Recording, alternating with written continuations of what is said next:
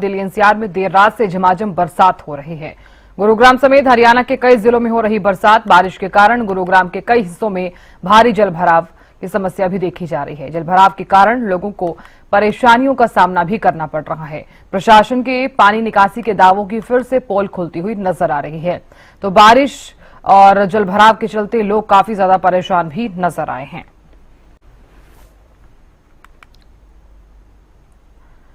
तो बरसात के चलते हालांकि मौसम सुहावना हो गया है, भीषण गर्मी से राहत जरूर मिली है, लेकिन दूसरी तरफ आपने देखा होगा कि घुटनों तक पानी भर गया है।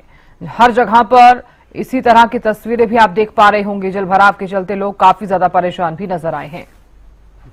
कुरुक्षेत्र से संवाददाता गगन जुड़ गए हैं हमारे साथ ज्यादा जानकारी लिए हुए। गगन, बरसात के साथ साथ जलभराव और जाम जैसी जो स्थिति है लगातार कई जिलों में देखने को मिल रही है, क्या कुरुक्षेत्र में भी ऐसी ही तस्वीरें आप देख पा रहे हैं?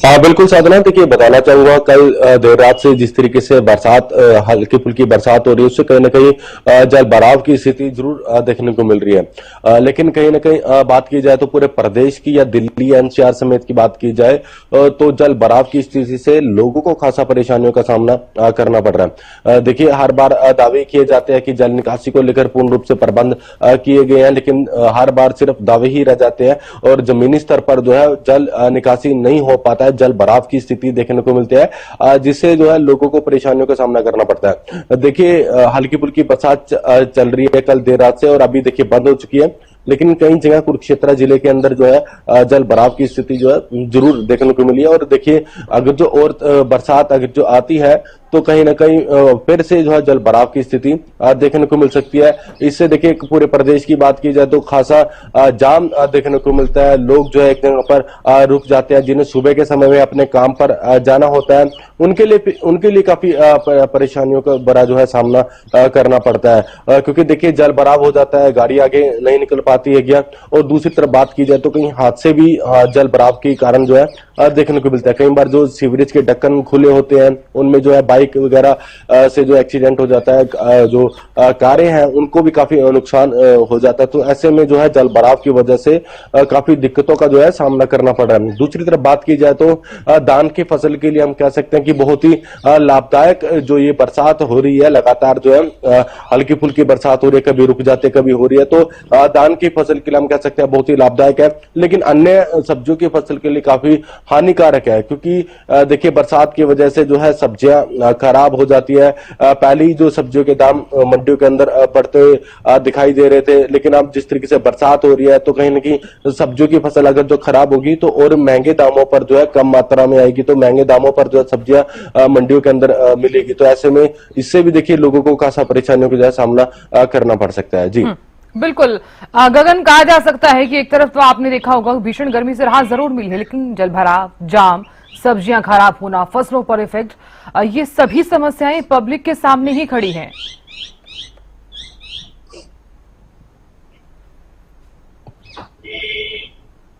बिल्कुल साधना, देखिए एक तरफ हम कह सकते हैं कि देखिए गर्मी से निजात जरूर मिली है, टेम्परेचर में भी गिरावट जरूर मिली है। दूसरी तरफ धान की फसल जो देखिए उगाई गई है कि उसके लिए हम कह सकते हैं कि लाभदायक है। हल्की फुल्की बरसात हो रही है, लगातार जो बरसात हो रही है, लेकिन अगर जो अधिक मात्रा में बरसात होगी तो वो धान की फसल के लिए भी हानिकारक होगी और वो फसलें जो है डूब जाएगी। हाल ही में जिस तरीके से कुछ समय पहले जो है कुरुक्षेत्र के शाहबाद इलाके में जो है तकरीबन 400 से 500 एकड़ की फसल जो है डूबकर जो है खराब हो गई थी। दोबारा से जो है पहुंच जो है दूसरी तरफ बात की जाए तो हर एक चीज के दो नतीजे आते हैं, एक फायदा होता है, एक नुकसान होता है। देखिए बरसात की वजह से जो टेम्परेचर में गिरावट जरूर देखने को मिल रही है, लोग गर्मी से राहत जरूर पाते हुए नजर आ रहे हैं। लेकिन दूसरी तरफ बात की जाए तो जो हम कह सकते हैं कि सब्जियों की फसल खराब हो रही है, जल भराव की स्थिति हो रही है, कई दुकानों में जो है पानी भी भर जाता है और कई बार हाथ से देखिए हाथ से हम कह सकते हैं सीवरेज के कई बार ढक्कन जो खुले होते हैं। जिस तरीके से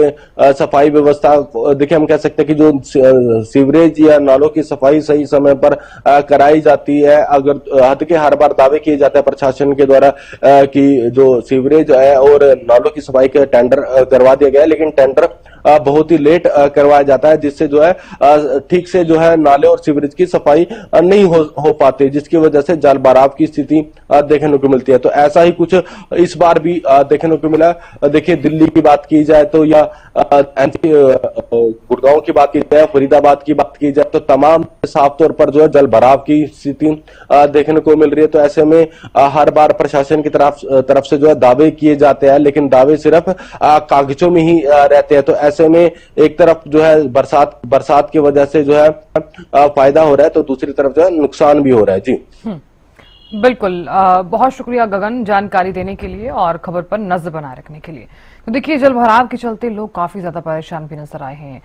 कहा जा सकता है कि प्रशासन के दावों की पोल खुलती नजर आ रही है। करनाल से संवाददाता महेंद्र सिंह भी जुड़ गए हैं, ज्यादा जानकारी ले। महेंद्र सिंह, फिलहाल किस तरह का मौसम बना हुआ है और आज के टेम्परेचर की अगर मैं बात करूं तो कितना टेम्परेचर है करनाल में, और ये भी बताइए कि जलभराव और जाम जैसी जो स्थिति है उससे निपटने के लिए प्रशासन कितना एक्टिव नजर आ रहा है।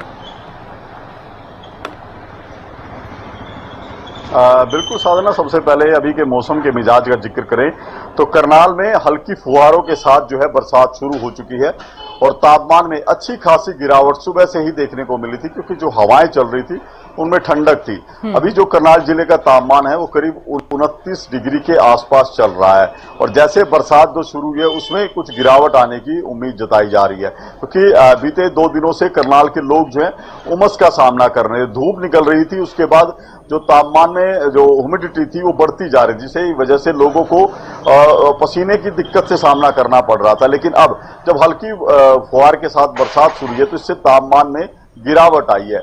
और जिस तरह से मौसम वैज्ञानिकों की तरफ से भी जानकारी दी गई थी कि आज अच्छी खासी बरसात करनाल में हो सकती है, उसके बाद क्या कुछ स्थिति रहती है कि कहाँ किन स्थानों पर जल भराव होता है, क्योंकि 2 दिन पहले जहां पर बरसात हुई थी वहां पर लोगों को जल भराव जैसी समस्या का सामना करना पड़ा था। और अब जिस तरह से एक बार फिर से मौसम के मिजाज बदल रहे हैं, बरसात होनी शुरू हो चुकी है, तो ऐसे में देखने वाली बात यह है कि क्या जो 2-3 दिन पहले जो परिस्थितियां थी बरसात के बाद वही परिस्थितियां अब भी रहती है, या प्रशासन कुछ एक्टिव दिखाई देता है कि जल निकासी के प्रबंध किए जाते हैं, या कई स्थानों पर जिस तरह से वाहनों की रफ्तार पर ब्रेक लगी थी उसको लेकर कुछ कदम उठाए जाते हैं। जी साधना। बिल्कुल महेंद्र सिंह, बहुत शुक्रिया जानकारी देने के लिए और खबर पर नजर बनाए रखने के लिए। तो देखिए, सड़कें जो हैं वो तालाब बनती हुई नजर आई है, लबालब पानी से नजर आई और यही वजह है कि वाहनों की जो रफ्तार है वो धीमी होती हुई नजर आई है।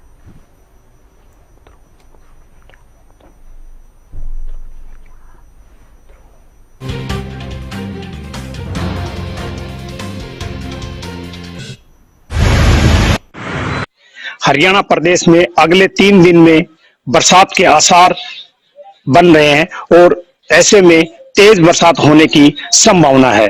मौसम विभाग ने प्रदेश के कई जिलों में तेज बरसात का अलर्ट जारी किया है। वहीं महेंद्रगढ़ जिले में भी 25 से 50% बरसात की संभावना जताई है। ऐसे में जब बरसात होती है तो शहर में जल भराव की समस्या उत्पन्न हो जाती है और जाम की स्थिति भी बन जाती है, क्योंकि लगातार बरसात होने से जो सड़कें हैं वो क्षतिग्रस्त होती जा रही हैं। तो ऐसे में हादसों की जो संभावना है वो भी बढ़ जाती है। लगातार बरसात होने से जो फसल है वो काफी नष्ट हो रही है, क्योंकि सब्जी की भी फसल नष्ट होने की वजह से जो सब्जी के दाम है वो आसमान छू रहे हैं। तो कहीं ना कहीं बरसात जब होती है उससे मौसम तो सुहावना हो जाता है, लेकिन जो फसलों पर उसका प्रभाव पड़ता है वो काफी नुकसानदायक होता है। हरियाणा न्यूज के लिए कनीना से राजीव सुल्तानिया।